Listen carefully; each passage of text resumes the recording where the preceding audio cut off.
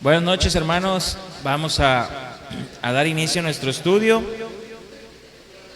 Si pueden tomar su asiento, acomodarse, reacomodarse. Bien. Gracias.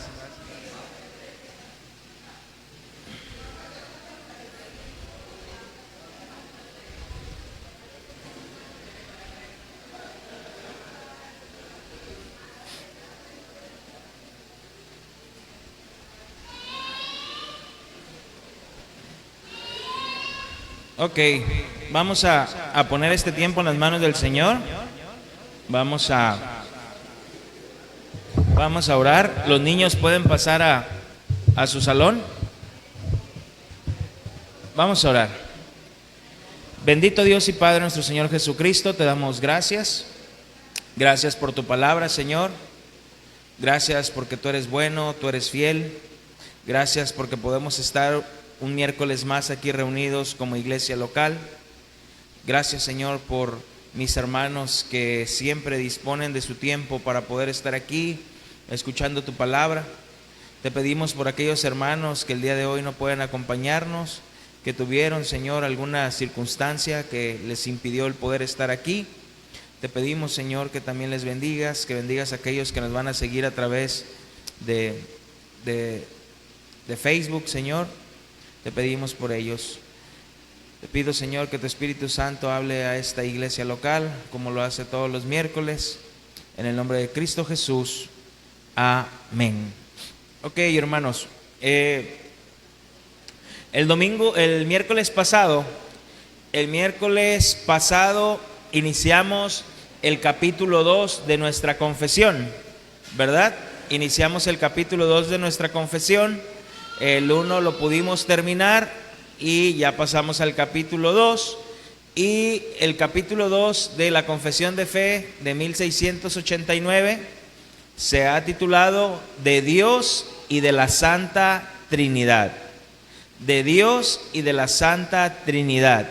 Es el capítulo 2, ¿verdad? De nuestra Confesión de Fe. Y el título es De Dios y de la Santa Trinidad. Y comenzamos a ver el párrafo 1, pero nos quedamos hasta la mitad, ¿verdad? Entonces hoy vamos a ver si alcanzamos a ver la segunda parte de este párrafo 1 y si nos queda tiempo el párrafo 2, ¿verdad? De esta confesión de fe. Ok, acompáñenme ahí en sus confesiones de fe, hermanos, en el capítulo 2 y lo vamos a leer otra vez todo el párrafo 1.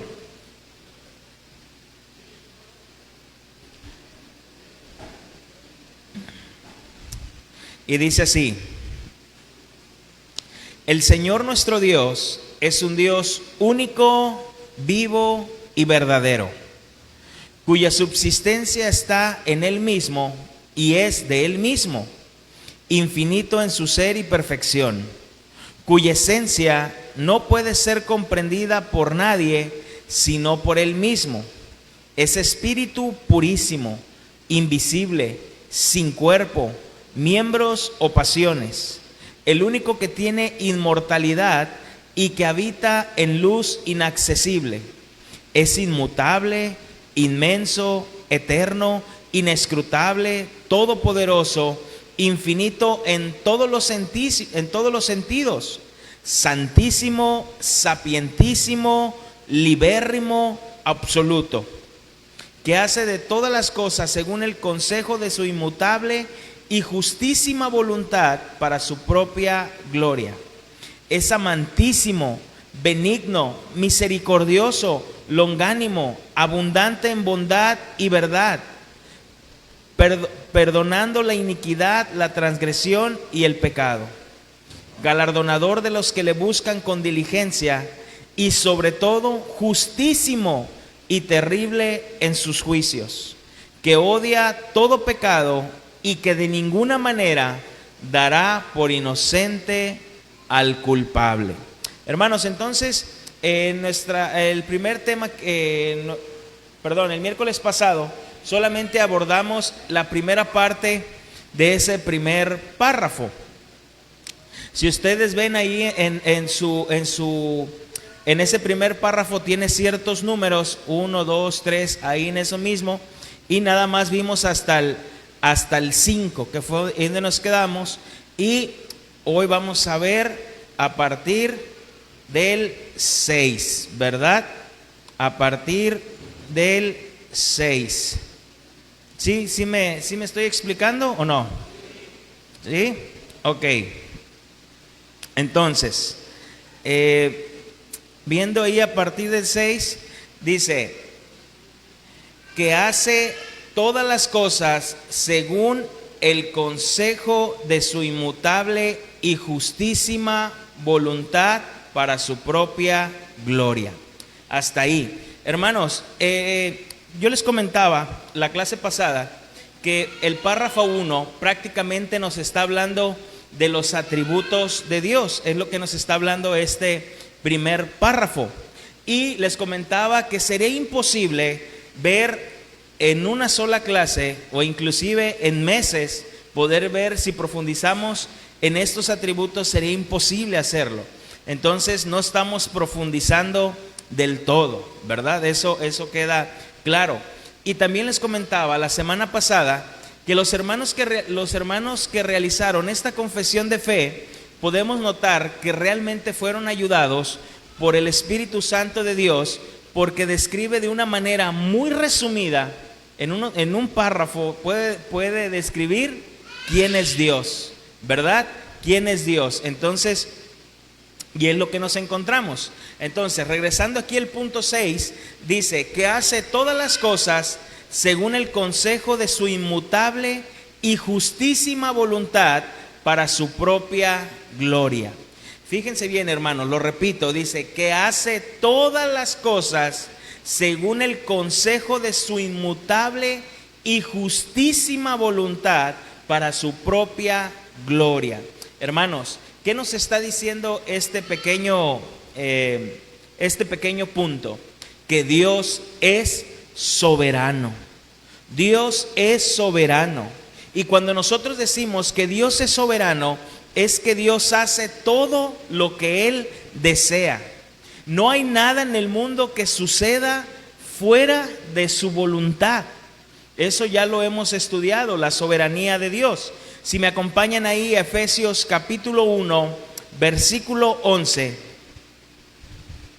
Efesios capítulo 1, versículo 11.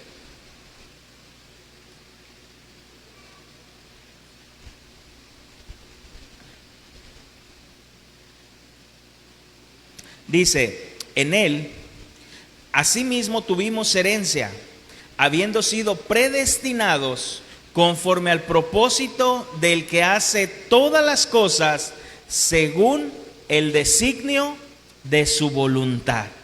¿Verdad?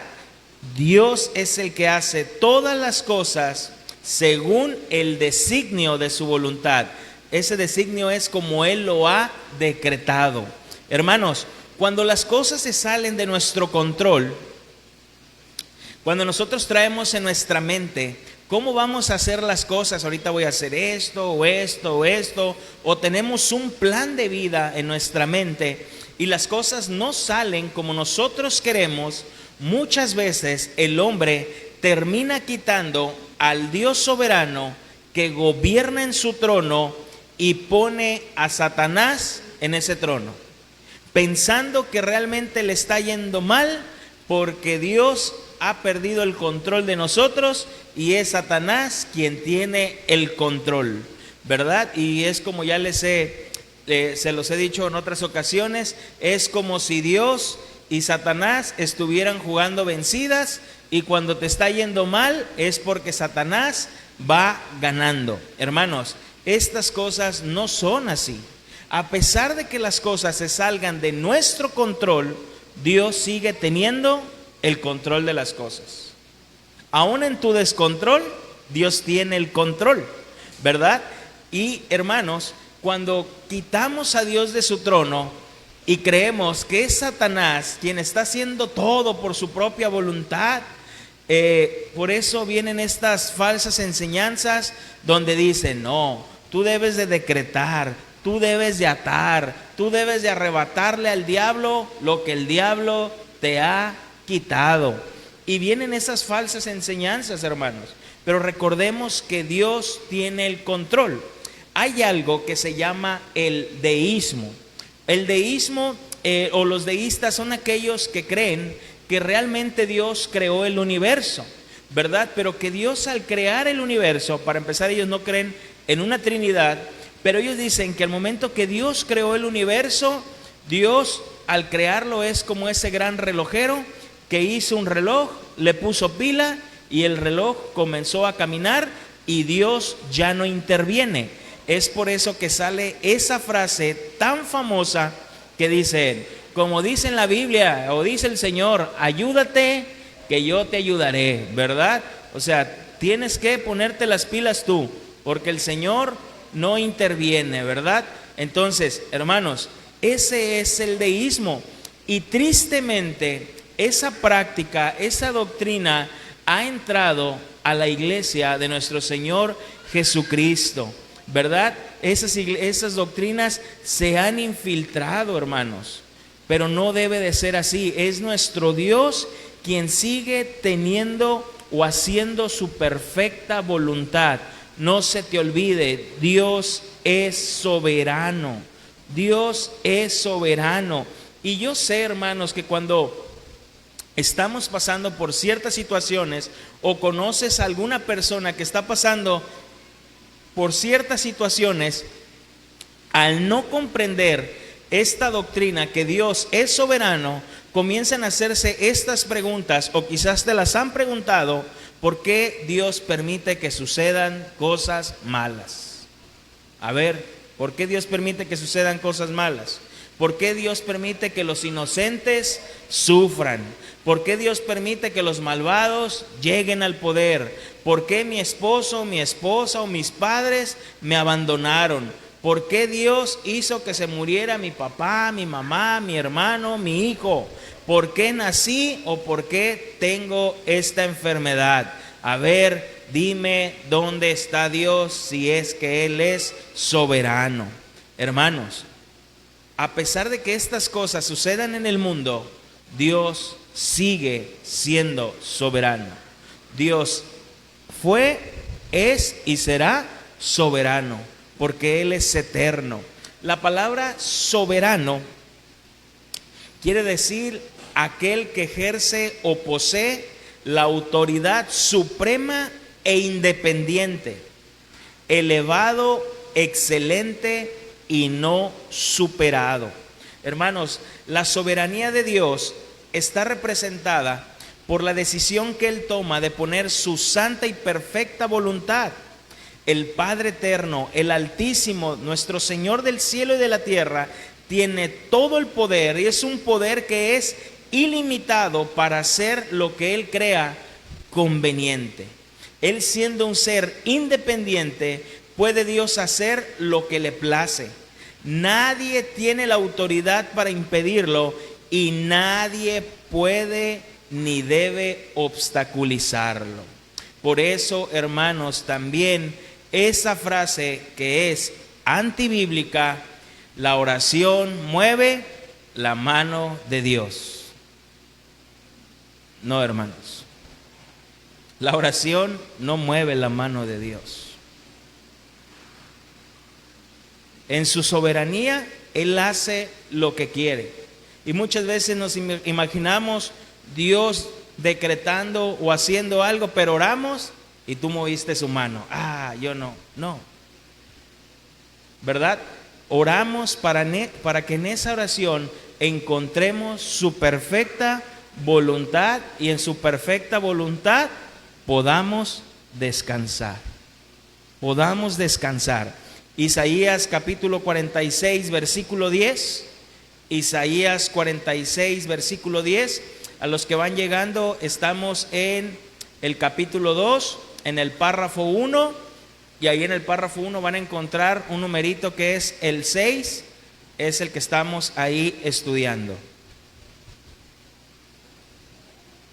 Donde dice que hace todas las cosas según el consejo de su inmutable y justísima voluntad, para su propia gloria. Ok, Isaías 46, 10 dice así: que anuncio lo por venir desde el principio y desde la antigüedad, lo que aún no era hecho, que digo, mi consejo permanecerá y haré todo, ¿qué? Lo que quiero. ¿Qué dice el Señor? Haré todo lo que quiero. Hermanos, repito, nadie puede obstaculizar la voluntad de Dios. Dios es soberano. Dios tiene el control de todo, hermanos. Por más grande, por pequeño que sea, a Él no se le escapa nada. Hermanos, a Dios no le toma nada por sorpresa. Aún lo que estamos viviendo en este momento o lo que vamos a vivir, a Él no le va a sorprender. A Dios nunca las cosas se le han salido de su control. Es por ello, hermanos, que nosotros creemos, fíjate bien, es por eso que nosotros creemos que antes de la fundación del mundo, que antes de que Dios creara a Adán y Eva, ya había un plan de redención. No es que Dios creó a Adán y Eva y pecaron y se les salió de sus manos, entonces creó un plan de redención. No. Antes de la fundación del mundo, el plan de redención ya estaba. Antes de Dios crear a Adán y a Eva, Él sabía que iban a caer. Él es soberano. Él es soberano. Proverbios capítulo 16, versículo 4.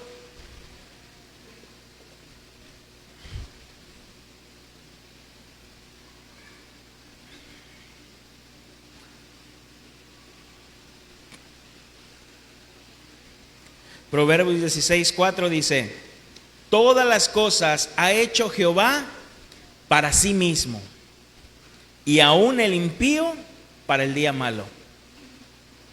Fíjense bien, todas las cosas ha hecho Jehová para sí mismo, y aún al impío para el día malo.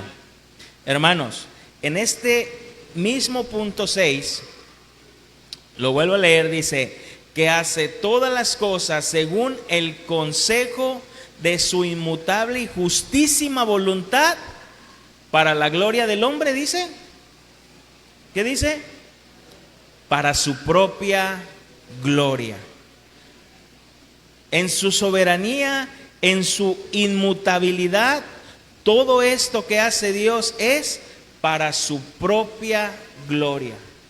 Para su propia gloria. ¿Verdad? Romanos capítulo 11, versículo 36. Romanos 11, 36.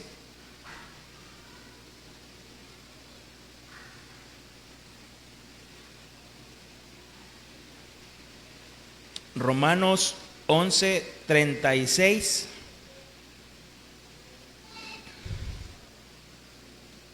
Amén. Porque de Él, y por Él, y para Él son todas las cosas. A Él sea la gloria por los siglos. Amén. Amén. Entonces, hermanos, este punto 6 lo podemos resumir en que Dios es soberano. Dios es soberano. Pasemos al punto 7. Al punto 7, hermanos. Voy a leerlo desde el 6 y sigo con el 7. Dice que hace todas las cosas según el consejo de su inmutable y justísima voluntad, para su propia gloria. Es amantísimo, benigno, misericordioso, longánimo, abundante en bondad y verdad, perdonando la iniquidad, la transgresión y el pecado. Cuando nosotros hablamos, hermanos, y decimos amantísimo, quiere decir sumamente amante o sumamente amoroso, ¿verdad?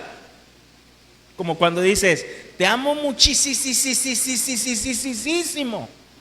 ¿verdad? Entonces, sumamente amoroso, sumamente amante. Cuando nosotros decimos benigno, nos estamos refiriendo a que es piadoso. Nuestro Señor es piadoso. Cuando nos decimos que es misericordioso, estamos hablando que nuestro Señor es compasivo. Cuando decimos que nuestro Señor es longánimo, estamos diciendo que es paciente y generoso. Y esto mismo nos dice, abundante en bondad y verdad, perdonando la iniquidad y la transgresión y el pecado. Acompáñenme a Éxodo capítulo 34, versículo 6. Éxodo 34, versículo 6.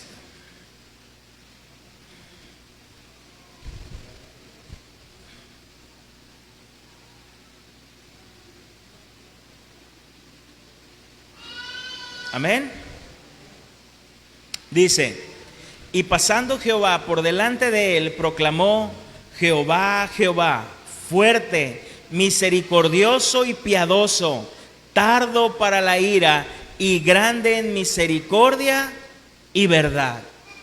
Fíjate cuáles fueron las palabras que expresó Moisés cuando el Señor pasa por delante de él, ¿verdad?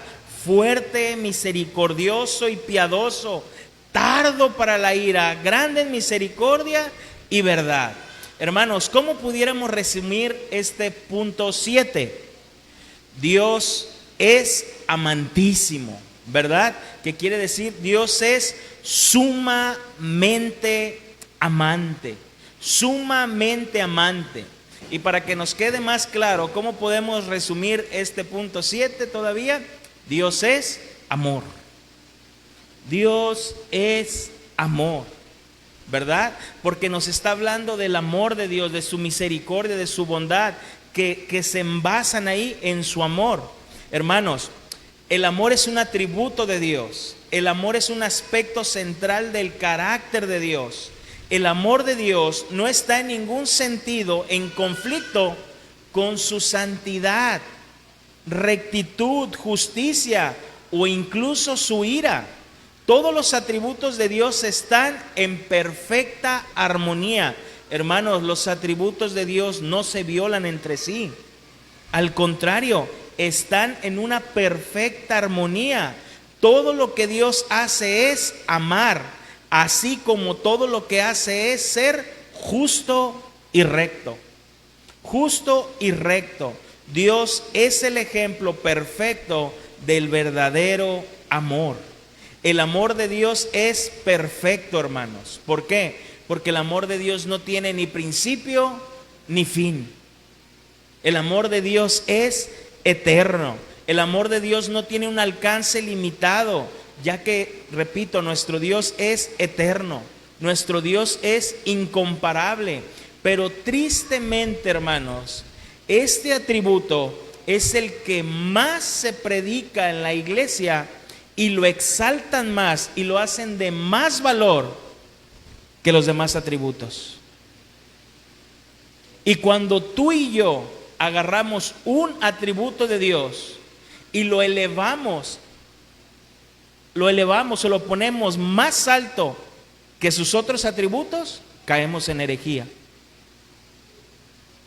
Caemos en herejía, porque se nos olvida su santidad, se nos olvida su justicia, y Dios es amor. No importa lo que hagas, no importa cómo estés, Dios te ama. Dios te ama. Por eso el Evangelio necesitamos predicarlo primero con la justicia de Dios. Jesús no llegó predicando y diciendo, Dios los ama. Dios los ama a todos. Como cuando se juntan aquí y van a predicar y se ponen en las avenidas y se ponen con cartelones y Dios te ama. ¿Quieres darme un abrazo? ¿Quieres sentir el abrazo de Dios? No, hermanos. No. Eso no es el Evangelio. No es el Evangelio. Predicar el Evangelio es predicar la justicia de Dios. Porque si tú le dices a la gente que Dios te ama, le estás diciendo que Dios te ama así, tal cual como eres. ¿Y dónde está la justicia de Dios? Entonces, vamos a Salmo capítulo 36, versículo 7.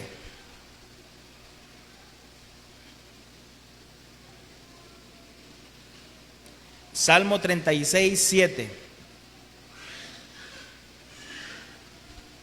En la versión lenguaje sencillo dice: Dios mío, tu amor es incomparable.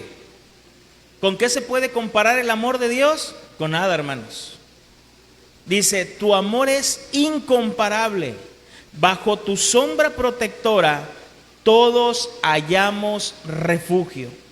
Hermanos, nuestro Dios, nuestro amor, no es perfecto.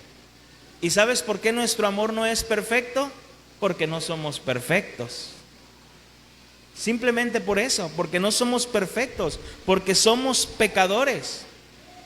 Y al ser pecadores, muchas veces somos inconstantes. Inconstantes, hermanos. ¿Cuántas? Nada más ponte a pensar o imagina a alguna persona que cuando se casó con el amor de su vida.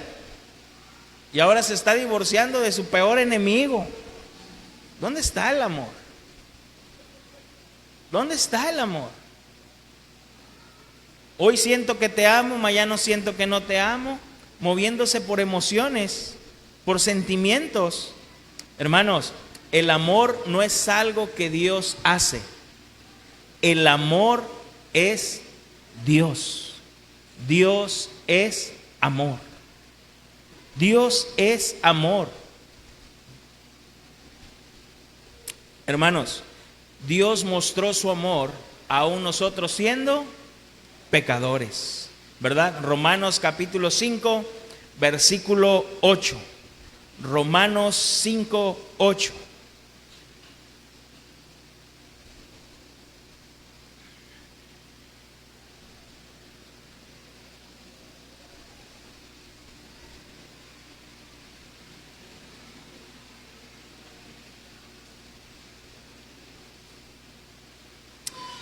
Dice: mas Dios muestra su amor para con nosotros, que siendo aún pecadores, Cristo murió por nosotros. Romanos 5, 8. Mas Dios muestra su amor para con nosotros, en que siendo aún pecadores, Cristo murió por nosotros. Hermanos, a ver, piénsalo y analízalo de esta manera. En la medida que vamos conociendo a las personas, nuestra decisión de amor crece o disminuye. ¿Me explico? Conforme lo vas conociendo. Pudiste ver a alguna persona y dices: está bien guapo, está bien guapa, quisiera conocerlo más. Y conforme lo vas conociendo dices: no, hombre, ¿dónde me metí? Está el muchacho pero bien guapo, ¿verdad? Es como el David que le he pedido al Señor en mis oraciones. Pero hablas con él y dices: no, hombre, habla como Saúl, conforme lo vas conociendo, ¿verdad? Hermanos, te voy a decir algo grandioso. Dios, mientras más nos iba a conocer, o mientras ya nos conoce, pues, pero lo voy a poner así: mientras más Dios nos conoce, es para que estuviera más decepcionado de nosotros.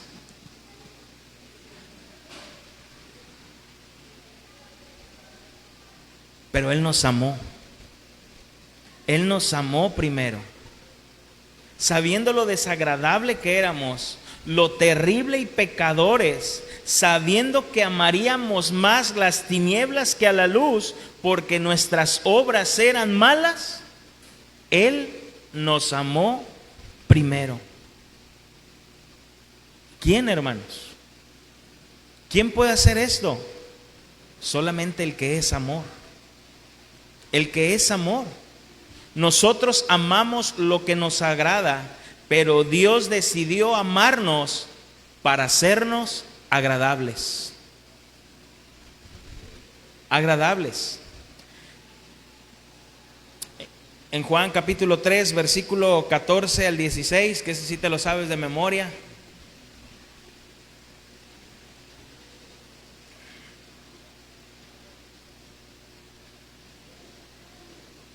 Juan 3:16, desde 14, perdón. Y como Moisés levantó la serpiente en el desierto, así es necesario que el Hijo del Hombre sea levantado, para que todo aquel que en él cree no se pierda, mas tenga vida eterna. Porque de tal manera amó Dios al mundo, que ha dado su Hijo unigénito, para que todo aquel que en él cree no se pierda, mas tenga vida eterna. Vayamos ahora a Éxodo capítulo 34, versículo 7. Éxodo 34, 7.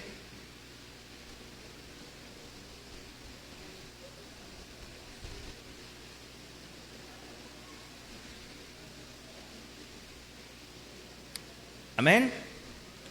Éxodo 34, 7 dice: que guardas misericordia a millares, que perdona la iniquidad, la rebelión y el pecado, y que de ninguna manera tendrá por inocente al malvado, que visita la iniquidad de los padres sobre los hijos y sobre los hijos y sobre los hijos de los hijos, hasta la tercera y cuarta generación. Hasta la tercera y cuarta generación. Hermanos, ¿cómo podríamos resumir entonces este punto 7? Dios es amor, ¿verdad? O Dios es amantísimo, ¿verdad? Una palabra que no le podemos decir a alguien más. Dios es amantísimo, sumamente amante. Entonces, recapitulando ahí, leyendo, lo leo para pasarnos al punto 8, el 7. Leo el 7 para pasarnos al 8. Es amantísimo, es benigno, que es piadoso, es misericordioso, es longánimo, que es paciente o generoso, abundante en bondad y verdad, que perdona la iniquidad y la transgresión y el pecado, ¿verdad? Eso podemos darnos cuenta, que el Señor nos perdonó nuestras transgresiones y nuestros pecados. Vayamos al punto 8. Galardonador de los que le buscan con diligencia, y sobre todo justísimo. Fíjate, antes de seguir leyendo, como un párrafo atrás, como unos puntos atrás dice amantísimo, pero ahora acá en el siguiente punto dice sobre todo justísimo. O sea, así como es amantísimo, es justísimo y terrible en sus juicios, que odia todo pecado y que de ninguna manera dará por inocente al culpable. El punto 8 nos dice que Dios va a premiar a los que le buscan con diligencia. Diligencia. Dios va a premiar a los que le buscan con diligencia. Ser diligentes en cuanto a la palabra del Señor. Constantes, diligentes. Por eso Pablo que dijo, no dejen de congregarse como algunos tienen por costumbre. No son diligentes al congregarse, ¿verdad? Pero también dice, y sobre todo es justísimo. Así como va a premiar a los que le buscan con diligencia, también Dios en su justísima, así como Dios es justísimo, va a traer un terrible juicio, ¿verdad? Entonces, este punto 8 lo podríamos resumir como Dios es justísimo. El punto anterior fue amantísimo y este es justísimo. Hermanos, Dios recompensará a los creyentes por las obras que Él preparó de antemano para que anduviésemos en ellas. Si sabes que todo lo que tú y yo hacemos ahora en Cristo, Él ya las había preparado de antemano. Por eso dice el Señor, siervos inútiles somos, nada más. ¿verdad? Porque todo lo que tú y yo hacemos para el Señor, Él ya las tenía preparadas de antemano. ¿De qué te puedes gloriar? Si Él las preparó. Porque si las haces sin Cristo, son trapos de inmundicia. Pero si las haces con Cristo, es para su gloria. Es para su gloria. Vamos a Nehemías capítulo 9, versículo del 32 al 33. Nehemías 9, 32 al 33.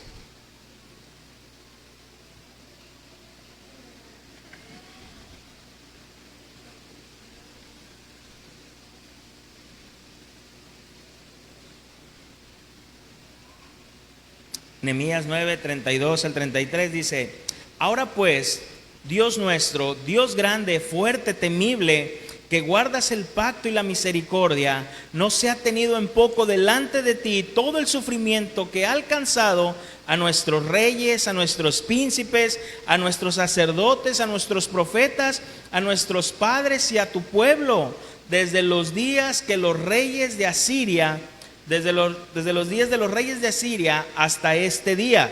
Versículo 33.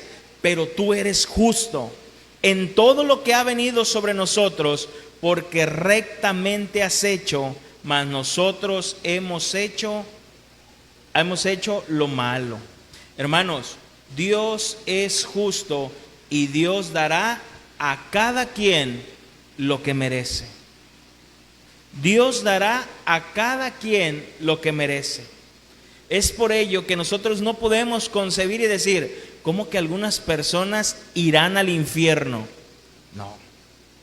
Yo no concibo que un Dios tan amoroso, un Dios tan amoroso pueda permitir que gente vaya al infierno. Como un Dios amantísimo, si ese Dios es amantísimo, pero también es justísimo. Y un atributo no está peleado con el otro. Por eso nos dice Romanos en el capítulo 2, nos dice, porque para Dios ¿qué? No hay acepción de personas. Para Dios no hay acepción de personas. Y cuando esta palabra acepción en el griego quiere decir parcialidad, favoritismo. La Biblia dice, Dios no tiene favoritismo. No hace favoritismo. Dios juzga a todos por igual, sin favoritismo. ¿Cómo que sí? A todos por igual. A todos por igual, sin favoritismo. Hermanos, la palabra justicia viene de una palabra griega que quiere decirle darle a cada uno lo que corresponde. Lo que corresponde. Nosotros como seres humanos muchas veces nos inclinamos, hermanos, sobre ciertas personas, ¿verdad? Y terminamos haciendo acepción de personas, favoreciendo más a unos que a otros, o inclinándonos más a unas personas que a otras, y caemos en la injusticia. Hermanos, pero Dios no hace favoritismos. Dios nos juzga. Pero nosotros que hemos sido salvos, también nos juzgó. Pero ¿sabes dónde nos juzgó? En la cruz del Calvario. En la cruz del Calvario. Ahí fuimos juzgados. En la cruz del Calvario, porque el juicio que tú y yo merecíamos fue puesto en Cristo. En Cristo. Mira, dice Salmo capítulo 116, versículo 5. Salmo 116, versículo 5.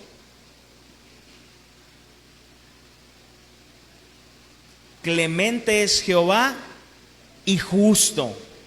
Sí, misericordioso es nuestro Dios. Salmo 116, versículo 5. Hermanos, Dios es justo y dará a cada persona lo que merece. Si nos llega a premiar por nosotros, a nosotros es por las obras que Él ya había preparado de antemano. Pero Él es justo. Y si hace su justicia sobre el incrédulo, nada más le está dando lo que merece, no más ni menos, lo que merece. Entonces, ¿cómo cierro este primer párrafo? El Dios amantísimo y justísimo, se puede decir que en la cruz del Calvario estos dos atributos se besaron: el amor y la justicia. Porque Dios estaba mostrando su amor, pero también estaba mostrando su justicia. Estaba mostrando su justicia. Hermanos, con este cerramos el párrafo 1. ¿Y por qué les decía que si alcanzábamos a ver el párrafo 2? Porque prácticamente el párrafo 2 nos describe más como los atributos que acabamos de ver. Yo tardé 2 clases para desglosar o poder explicarles más estos atributos, pero el párrafo 2 nos da como ese resumen de lo que es estos atributos. Entonces no hay que profundizar en el párrafo 2. Mira, si leemos el párrafo 2 de nuestra confesión de fe, fíjate lo que dice: teniendo Dios en sí mismo y por sí mismo toda vida, gloria, bondad y bienaventuranza, es todo suficiente en sí mismo, y respecto a sí mismo no teniendo necesidad de ninguna de las criaturas que ha hecho, ni derivando ninguna gloria de ellas, sino que solamente manifiesta su propia gloria en ellas, por ellas, hacia ellas y sobre ellas. Él es la única fuente de todo ser, de quien, por quién y para quién son todas las cosas, teniendo sobre todas las criaturas el más soberano dominio, para hacer mediante ellas, para ellas y sobre ellas todo lo que le agrade. Si te fijas, nos va hablando de todo lo que es en sus atributos, ¿verdad? Y cómo Él no depende de sus criaturas. Dice: todas las cosas están desnudas y abiertas ante sus ojos. Eso ya lo habíamos visto una clase atrás, que Dios es omnisciente, no hay nada que se le pueda ocultar, ¿verdad? Su conocimiento es infinito, ya también lo habíamos visto, infalible e independiente de la criatura, de modo que para Él no hay ninguna cosa contingente o incierta. Es santísimo en todos sus consejos, en todas sus obras y en todos sus mandatos. A Él se le debe por parte de los ángeles y los hombres toda adoración, todo servicio u obediencia que como criatura deben al Creador, y cualquier cosa adicional que a Él le placiera demandar de ellos. Hermanos, este párrafo nos deja claro, este párrafo 2 nos deja claro quién es Dios. ¿Quién es Dios y quiénes son sus criaturas? ¿Quién es Dios y quiénes sus criaturas? En esto podemos resumir todo este párrafo 2. ¿Quién es Dios? Lo que vimos en el primer párrafo. ¿Quiénes son sus criaturas? Lo que hemos visto, pecadores, que Él salvó en amor, ¿verdad? Entonces, hermanos, también lo que este párrafo 2 nos habla es que Dios es independiente y sus criaturas son dependientes de Dios. Dios es independiente y sus criaturas son independientes de Dios. Hermanos, Dios no creó a sus criaturas porque Él se sentía solo. Cuando nosotros pensamos y decimos, ¿y qué hacía Dios antes de la creación? Él era Dios. Pero a veces es que Dios se sentía tan solito, estaba tan solito Dios, que dijo, no quiero estar solo, quiero hacerme unas criaturas. Y Dios comenzó a hacer sus criaturas. No, hermanos, Dios no necesitaba de sus criaturas para tener compañía. Él es Dios, no la necesita. Porque si decimos si decimos que Él necesitaba compañía, entonces no está completo, necesita algo. Y Él es Dios. Él no necesita de sus criaturas para ser más Dios. Y si no las tiene es menos Dios. Dios no depende de nada ni de nadie. Él subsiste por sí mismo. Él es glorioso ante su creación y después de su creación nada lo hace ni más ni menos Dios. Nada. Nada, hermanos. Nada. Nada. Dios no tiene alteraciones, ni nada de lo que nosotros hagamos le traerá un beneficio a Él. Nada de lo que tú puedas hacer lo hace más Dios o menos Dios. Él es Dios. Fíjate lo que ya, nomás estoy dando como un pequeño resumen. Fíjate lo que dice Job 22:2. Job 22:2 al 3.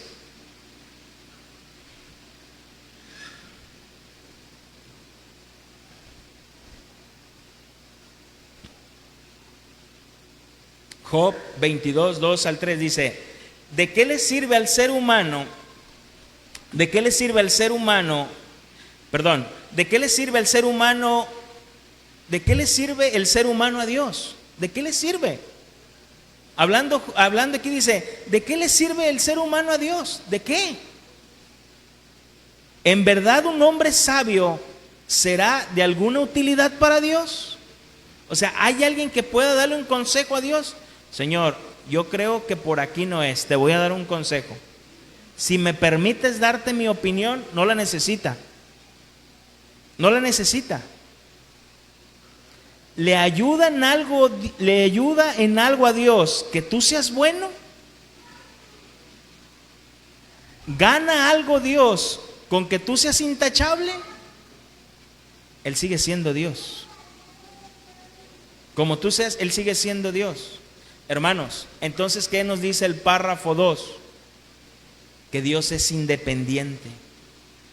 No necesita de sus criaturas, pero sus criaturas sí necesitan de Dios.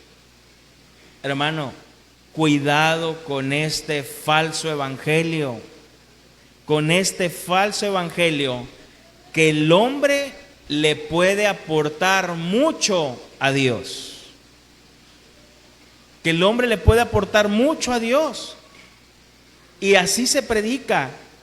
Dios necesita más del hombre que el hombre de Dios. Es que Dios te necesita. Dios te necesita para cumplir su encomienda. Dios te necesita. No, sin ti la va a hacer. No lo necesita. No hay nada que tú y yo podamos aportarle. Él sigue siendo Dios. Él es Dios.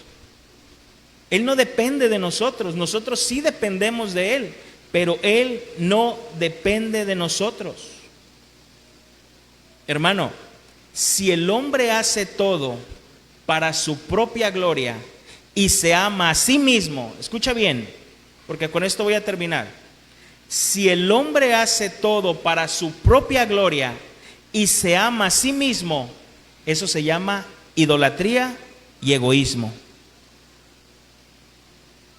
Pero si Dios hace las cosas para su propia gloria, no es egoísmo, porque no hay nadie más grande que Él. No hay nadie más grande que Él. No, a mí el Señor me va a dejar vivir 80 años porque me necesita en esta tierra. ¿Quién te dijo? ¿Quién te dijo? Dios no depende de nosotros, hermanos. Es independiente. Nosotros sí dependemos de Él. Por eso este párrafo 2 nos dice, ¿quién es Dios y quiénes somos nosotros? En pocas palabras, los hermanos bautistas de esta confesión decían, no se les olvide quiénes son. No se comparen con Dios. Dios no está al tronido de nuestros dedos.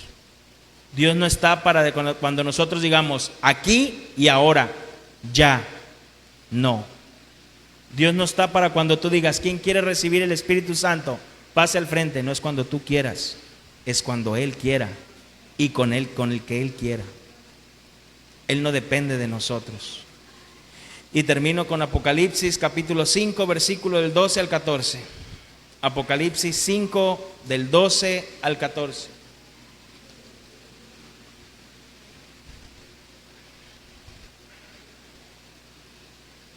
Apocalipsis 5, del 12 al 14.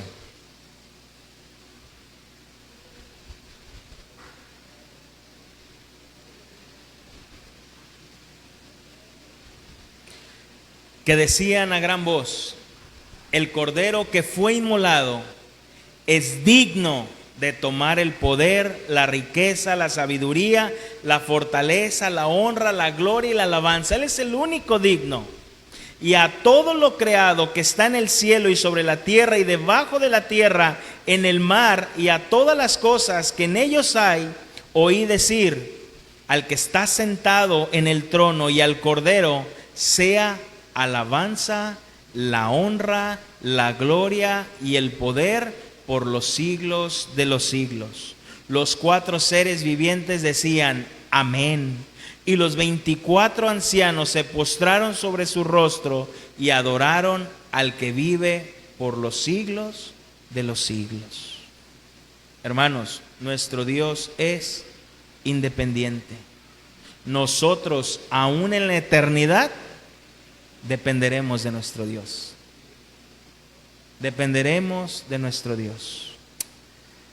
Cerramos el párrafo 2 y el próximo miércoles, primero Dios, iniciamos con el tema que para mí es el más complicado de predicar: la Trinidad de Dios, ¿verdad?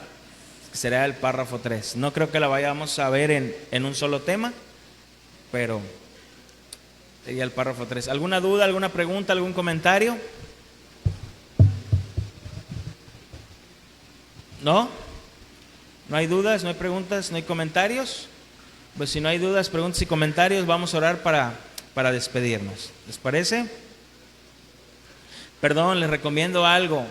Vayan leyendo la confesión de fe, léanla. No esperen a que cada vez que veamos aquí, si no entiendes algo, ahí velo rayando, ¿verdad? Vayan leyéndola y se van a sorprender. Cuando vayan más adelante en otros artículos, se van a sorprender de muchas cosas. Entonces, vamos a orar. Bendito Dios y Padre nuestro Señor Jesucristo, te damos gracias. Gracias por tu palabra, Señor. Gracias por tu fidelidad. Gracias, Padre Santo, porque nos permites concluir el párrafo 1 y de igual manera el párrafo 2, Señor.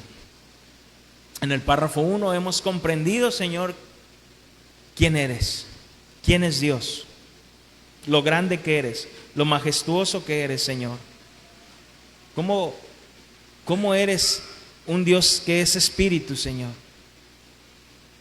Y en el párrafo 2, Padre eterno y glorioso, hemos comprendido, Señor, quién eres tú también y lo que somos nosotros como criaturas. Eres un ser independiente que no necesita de nosotros, pero nosotros necesitamos de ti, Señor. Cada día necesitamos de ti. Y no solamente en este mundo, aún en la eternidad necesitaremos de ti. Te damos gracias, Señor. Gracias por esta congregación. Gracias por mis hermanos que hacen un esfuerzo, Señor, que vienen cansados de sus trabajos, pero que están aquí, Señor, para seguir aprendiendo de tu palabra. Así como los trajiste con bien, Señor, permíteles que regresen con bien a sus hogares. En el nombre de Cristo Jesús. Amén. Hermanos, estamos despedidos. Que el Señor me les bendiga. El viernes, ¿qué tenemos? Varones.